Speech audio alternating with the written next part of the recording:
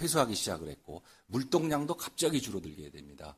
따라서 금융과 실물이 한꺼번에 위기가 왔는데 요번에 위기는 금융 쪽에서 오면서 실물 쪽으로 점차로 전이돼가는 아주 그 완만한 형태의 전염 효과가 이루어지고 있다는 것입니다. 따라서 이 부분을 잘 워치하지 않으면 우리 경제가 상당한 어려움에 겪을 수 있다라는 겁니다. 그럼 자, 이 부분에 대해서 그럼 우리가 영향을 어떻게 받을 것이냐라고 봤을 때 아까 현 원장님께서 금융적 채널과 이제 실물적 채널이 있는데 금융적 채널을 박원환 교수님께서는 많이 비판을 해주셨습니다만 그동안에 우리가 많은 경험을 통해서 금융적 채널은 상당히 확보가 돼 있는 상황입니다.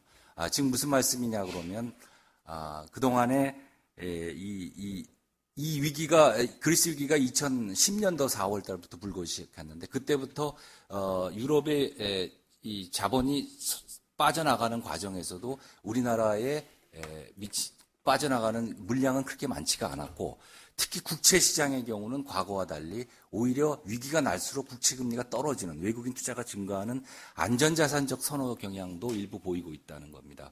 따라서 조심스럽게 제가 그거를 자만하는 것이 아니라 조심스럽게 전망을 해보면 금융적인 측면에서는 그동안의 수많은 위기 과정에서 우리가 많은 노하우와 노력이 있었기에 어느 정도의 방어벽은 충분히 가지고 왔다고 봅니다. 이제는 앞으로 우리가 보여야 될 부분은 이제 실물 부문입니다. 실물 부문의 가장 큰 지표가 세계 물동량입니다.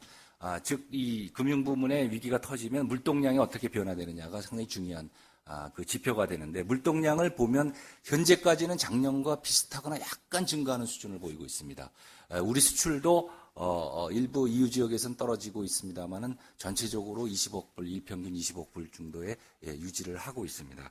다만 이러한 부분들이 물동량이 서서히 만약에 세계 경제의 실물적인 영향으로 아주 나쁜 시나리오에서 가게 되면 우리가 살아갈 길은 뭐냐라는 그런 방법에 대해서 우리가 고민을 해야 되는데 그게 보면 세 가지입니다. 하나는 물동량이 줄어드는 데 따른 우리의 주소득원인 수출의 부족분을 커버하기 위해서는 FTA와 같은 개방 정책을 통해서 그러한 부분들의 물동량이나 어떤 교육 규모의 줄어드는 부분에 대한 거를 커버를 시켜줘야 됩니다.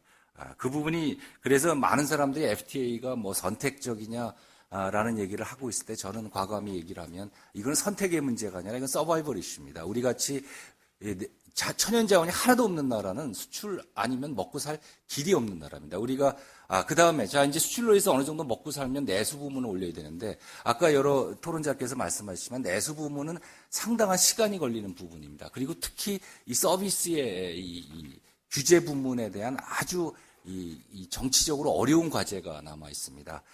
그래서 제가 과감히 여기 와서 정치권에게 부탁드리고 싶은 부분은 서비스의 덩어리 규제를 확실하게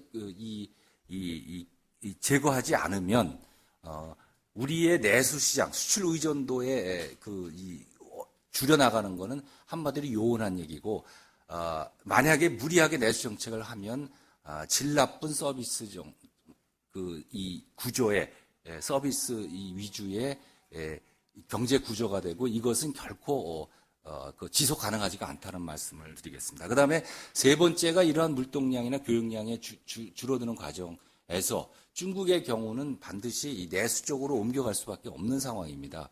그거는 이 지역과 수출, 거기도 마찬가지로 수출과 내수 간의 불균형, 또 연안 지역과 내륙 간의 불균형 문제 때문에 이번 10월 달에 정권이 교체가 되면 분명히 내수 위주로 가고 그것을 천명한 상태이기 때문에 우리가 그러면 그 내수 시장이 얼마나 우리 기업이 해서 중국의 내수 시장을 진출하느냐에 따라서 우리의 경제의 앞으로의 그 먹거리 부분이 해결될 거라고 봅니다. 오히려 거꾸로 보면 중국의 관광객이 우리나라에 와서 쓰는 부분도 역시 포함하는 그러한 부분들입니다.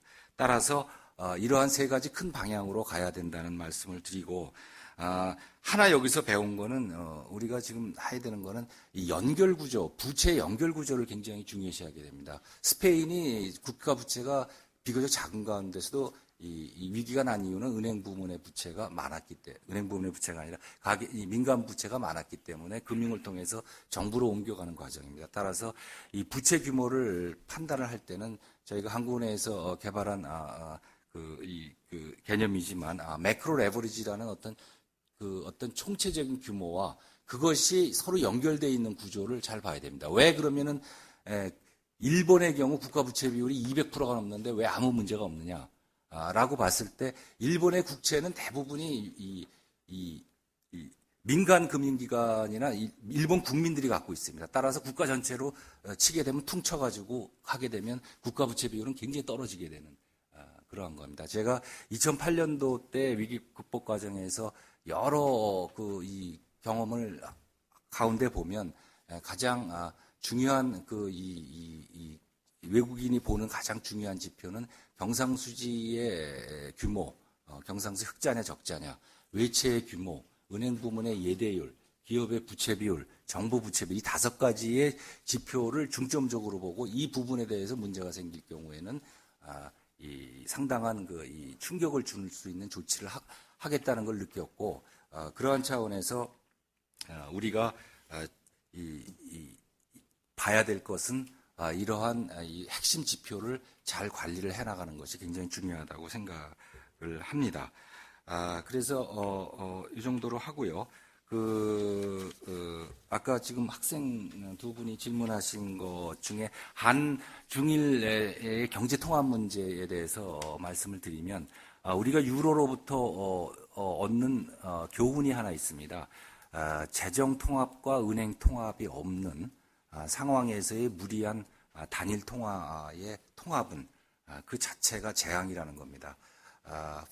엊그저께 마르틴 울프라고 파이낸스 타임즈의 이 잘못된 만남이라고 표현을 했습니다. 그리스와 스페인과 독일과 그래서 우리가 이 경제 통합을 해나가는 과정에서는 우선 실물부터 접근해가는 점진적인 방법이 맞는 방법이지 무리하게 한 번에 이루어지는 경제 통합은 굉장히 어려운 과제를 줄 수가 있고 그 부분은 간단히 얘기해서 환율에 대해서 우리가 포기를 하는 겁니다. 단위. 그렇게 되면 이 경상수지나 이런 대부분의 거래에 있어서 조정 역할을 하는 환율 부분을 저희가 손을 놓게 되는 그러한 부분이기 때문에 굉장히 조심스럽게 접근해야 된다고 생각을 하고 있고요. 중소기업 부문은 오히려 거꾸로 한번 제가 이렇게 말씀을 드리겠습니다. 과거에 60년대, 70년대에 그럼 현대나 삼성이 그러면은 대기업이었느냐? 전 세계적으로 봤을 때 그렇지 않았거든요.